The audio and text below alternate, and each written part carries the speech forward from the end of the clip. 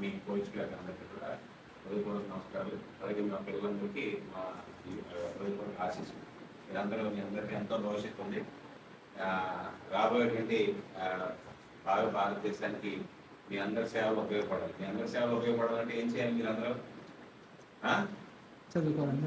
బాగా చదువుకోవాలి, అలాగే బాగా క్రీడల్లో రాణించాలి.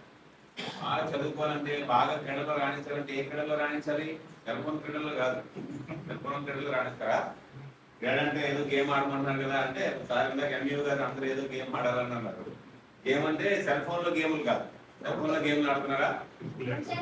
సెల్ ఫోన్ లో గేమ్లు కాదు, ఫిజికల్ యాక్టివిటీ చేయాలి. ఫిజికల్ యాక్టివిటీ చేస్తే సార్ చెప్పినట్టుగా ఎవడైతే మానసికంగా శారీరకంగా బలంగా ఉంటాడో వాడి తాలూకు ఆత్మస్థైర్యం అనేది కొండ మీద ఉంటుంది.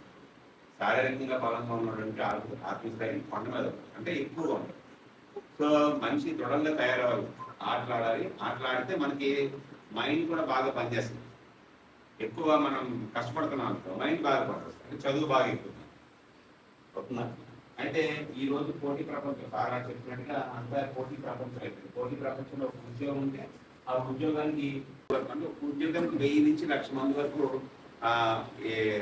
పోటీ ఉన్న సమయంలో మీరు కానీ ఆటలో రాణించి నేషనల్స్ కానీ స్టేట్స్ కానీ ఒక్కసారి అటెంప్ట్ చేసిన, అంటే మీరు అక్కడ విన్నామని అవ్వాల్సిన పని లేదు, అట్లీస్ట్ అటెంప్ట్ చేసినా మీకు నేషనల్ సర్టిఫికెట్నో లేదా నేషనల్ సర్టిఫికెట్నో స్టేట్ సర్టిఫికెట్ వస్తుంది.